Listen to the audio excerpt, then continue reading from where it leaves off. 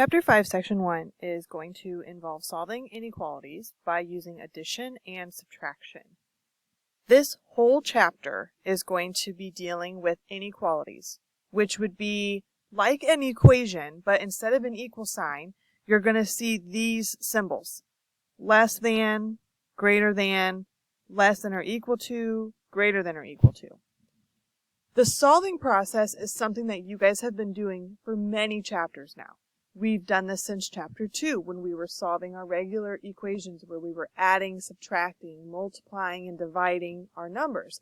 And remember when we were doing like a multi-step equation, we always had to add or subtract a number first and then multiply or divide by whatever number was sitting in front of the variable.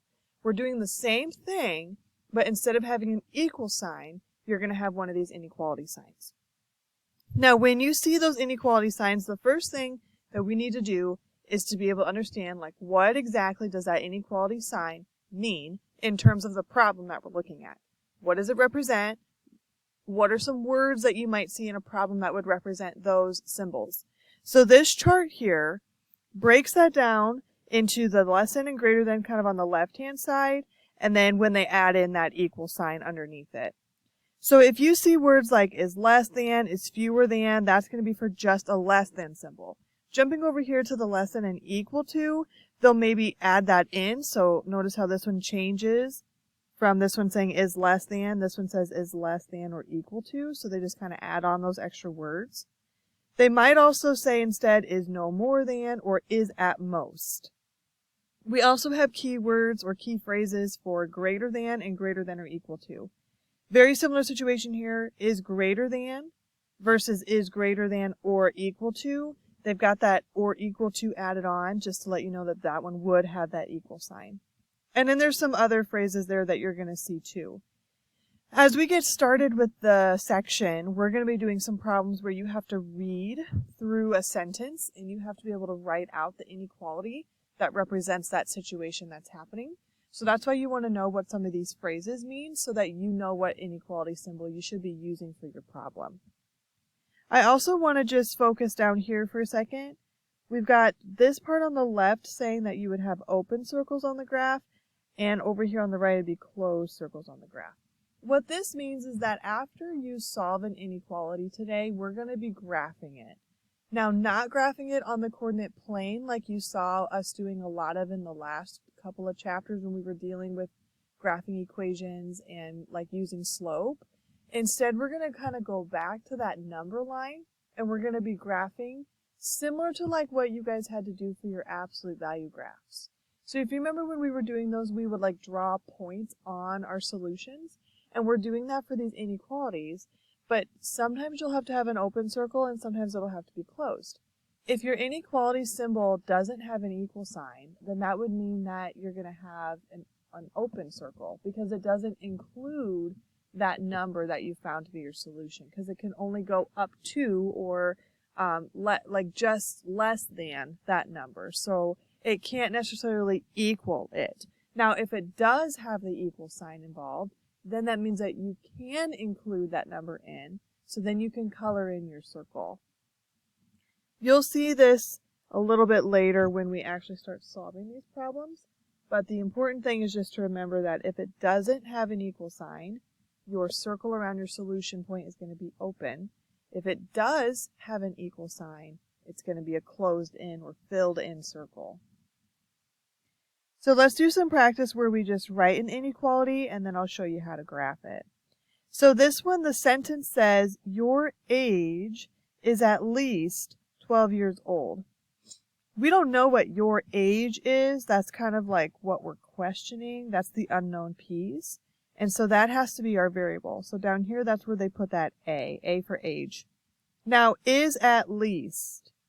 That's one of those key phrases. If I come back up here to my table, is at least, I would look for that. Oh, it's right here. Is at least at the very end of this chart. So that tells me I got to use that symbol, greater than or equal to, which is what they have down here, greater than or equal to. And we know that it has to be greater than or equal to 12 because they said that your age is at least 12. So they're just writing that inequality, A for age, is at least tells us that we use greater than or equal to, and it's got to be at least 12, so that's where the 12 comes from. So this is your expression. This would be like the first piece that you need to be able to do. Now they want us to graph it on the number line. Just like with absolute value graphs, I really don't need these to be super fancy. I'm going to look for two numbers. I want to see your solution number, so the 12, and I want to see 0. So I'm going to put 0 on this and 12 to the right, since that's where it would be at on a normal number line. Now to graph my solution, 12 is where I'm at. So we draw a circle around that. Now we ask ourselves, is it going to be closed or is it going to stay open? Well, since this inequality has that equal sign there, that means that we're going to fill it in because it is going to include 12. And then when you're graphing, like which side of the number line would contain our solutions there, because your age is at least 12. That doesn't mean that you have to be 12. It means you need to be 12 or bigger than 12, like older than 12. So 13, 14, 15, 16, so on. So in this here, since it says greater than 12, I want to shade on my number line where all of the greater numbers than 12 would be, which would be all of these numbers off to the right. Kind of a trick that you guys can use to figure out what side we should shade. When I'm looking at this inequality symbol, this greater than or equal to, imagine that this symbol part, the greater than part, if I had an arrow drawn from it. So it's pointing to the right. If it was less than or equal to, draw that arrow again. It's pointing to the left, so you would shade to the left on a problem that had that symbol instead. That's just kind of a quick little trick that you can use if you're not quite sure what side you want to shade on, because sometimes students really have just a hard time understanding, like, what is less than, greater than, what does that mean? No matter how much we practice it, there's just still going to be some students out there that just cannot seem to keep it straight. So if you're dealing with that type of issue for yourself, just use that little inequality symbol to help you kind of think about what would it look like if there was an arrow to tell you which way you should be shading. So I want you guys to practice. This next one says you have less than 10 minutes to complete your homework. So I want you to write out an inequality sentence, like statement, and then I want you to graph on the number line. And then if you want to go ahead and do the second practice problem that says there are at most 23 desks in our classroom, you can try that one as well. So if you need a minute to do this, pause the video and then go ahead and resume watching when you're ready to see what they should have looked like.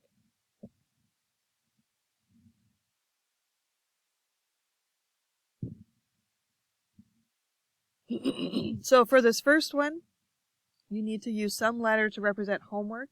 So maybe you used H for homework. You have less than, so less than would be your symbol for your inequality, which would look like that. Less than 10 minutes. So there's your sentence that you should have written. Then on your number line, I need a 0 and I need 10. 10 has to be on the right side. This one, you're going to have an open circle around 10 because this inequality does not have an equal sign. And I want it to be less than 10. This is pointing to the left, if you imagine that arrow. So all these numbers over here, because I want it to be smaller than 10. So I just color in that side of the line. And I do make sure I put an arrow just because it's going to keep going. I don't see the entire number line. There's no way for me to physically draw out the entire number line because it's always going to keep going and going and going. The second practice problem, I would have said like maybe D for desks. At most would mean that you have up to 23 desks. So it could be less than 23 or it could be equal to 23 exactly. At most would mean that there's 23 or fewer. So now I'm going to put on my number line 0 and 23. You should have had a closed circle around 23 because it's got that equal sign. And then I want less than, so I need to shade to the left.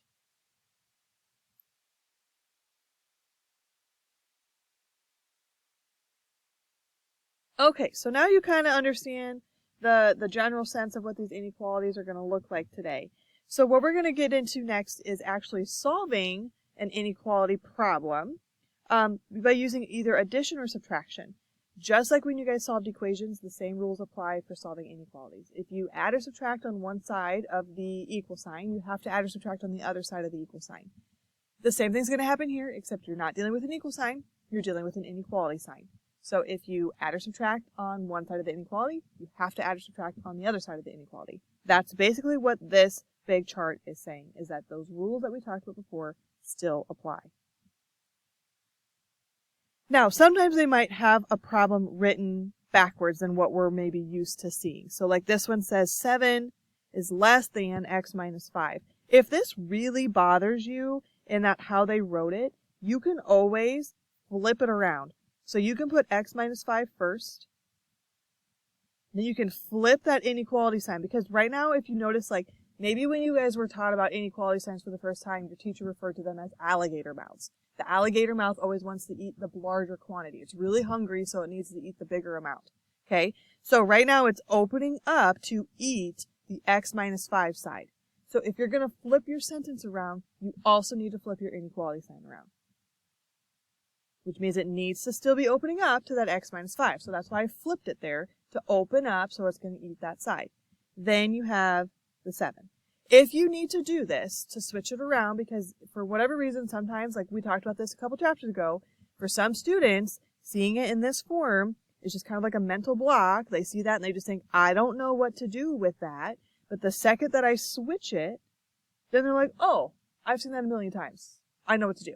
Okay, so if you need to flip it, do that. If you don't need to flip it, then don't worry about it. So right now what I'm going to do is solve for x. On both sides here, it says x minus 5. Well, the opposite of minus would be addition. So I needed to add 5 to that 7. Same thing would happen over here. Add 5 to both sides. Again, on opposite sides of that inequality sign. When I take 7 plus 5, I get 12. So they wrote it as 12 less than x. Again, if you have it switched over here, it would say x is greater than 12. Which they actually took this and did switch it to that form. Again, when you're solving the equation, do you have to switch it to get yourself started? No. But maybe when you get to your final answer, it'd be in your guys' best interest to switch it. That way, when you go to graph it on the number line, you know what side to shade on. Okay, so now we put on our number line 0 and 12. We have an open circle around 12. Because there's no equal sign, and then when I shade, it's pointing to the right. I'm saying greater than 12, so I need to shade this way.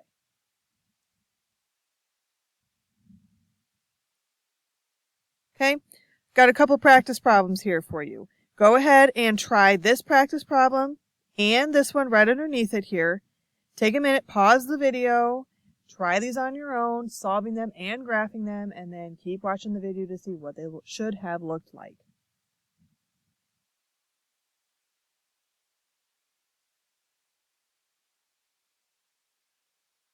For this first one, you needed to subtract 9. So you should have had x is greater than negative 4. 5 minus 9 would be negative 4. So be careful when you put this one on the number line. Negative 4 should have been on the left, and then your 0 on the right, because negatives are always going to be to the left of 0. Open circle around that negative 4 because the symbol does not have an equal sign, and I want all the numbers bigger than negative 4, which means I'm going to go towards 0, because I want to go more positive, so I should have shaded to the right. For the second example, you should have added 3 over. So you have x is less than or equal to 4. On your number line, you should have 0 on the left, 4 on the right. This time you should have a closed circle around 4 because it does have an equal sign. And then you just shade to the left.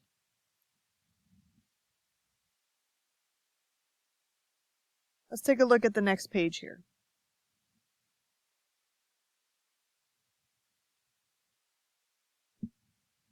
For these next ones, we might see problems where we have variables on both sides of the inequality, and maybe possibly numbers on both sides of the inequality. When this happens, you want to keep your like terms together. So you need to get your x's on one side and you want to get your y's on one side. What I'm going to tell you guys to do for today, and we'll talk about this changing a little bit in a future section, but for today, I want you guys to keep your x positive, or whatever variable you're using. So keep your variable positive. Okay? The only reason why I'm having you guys do that for today is because I don't want to get into what happens if you have a negative letter yet. Okay? So we're not talking about it in this section, but we will address that situation in a future section. Some of you may already know, like, what you're supposed to do. You might remember what happens if you're dealing with a negative letter. But I don't want to worry about spending time on doing that today. I want to keep this real basic and real simple. So I want you to, right now, when you're solving for these, keep your variable positive. So what that might entail is that instead of always moving your variable to the left-hand side of the equation like we'd like it to be, we might have to move it over to the right side to keep it positive. And that kind of shows up in this first example. I've got 3x plus 2 is greater than 4x. I need to get my x's together. I've got 3x over here and a 4x over on the right side. Because I'm keeping my variable positive, I need to move 3x over to the left. So I'm going to subtract 3x from both sides. Like I said, some of you may have wanted to move 4x over here because you like the x to be on that side. I totally get that. But when you do that, you're going to deal with a negative letter, and I don't want to talk about that today. Okay, I'm just kind of avoiding that for right now. So over here, the 3x's are gone. I bring down the 2. I bring down my inequality sign. 4x minus 3x is just x. So now I got this for an answer. Then, like we talked about, they switch it. Okay, they put x first, flip that inequality sign because it's got to open up and eat the 2, and then you put the 2 on the other side. So eventually, I got it back to where my x is on the left-hand side, like we all like it to be, but I just did this in a way that I didn't have to deal with a negative x. Now we graph it just like we were graphing before. So I'm going to put 0 first, and then 2 on the right-hand side, open circle, and I'm pointing to the left if I imagine my arrow, so I need to shade to the left.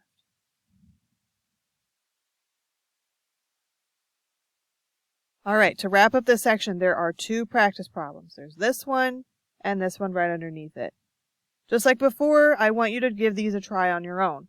Pause the video here, try these examples, keep watching when you're finished so you can see what they should have looked like and make sure that you have them correct in your packet.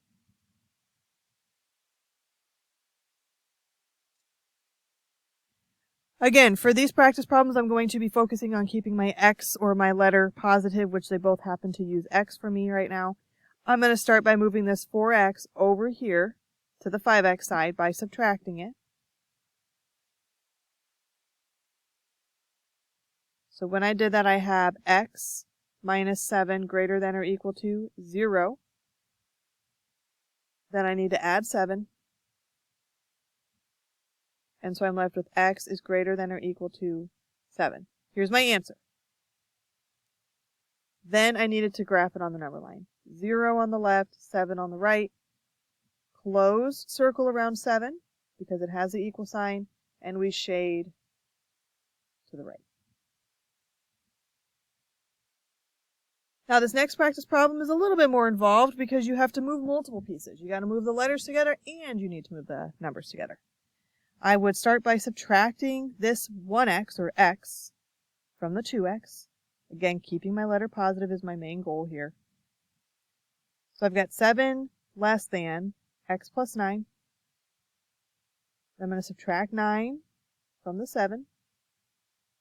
So I have negative 2 less than x.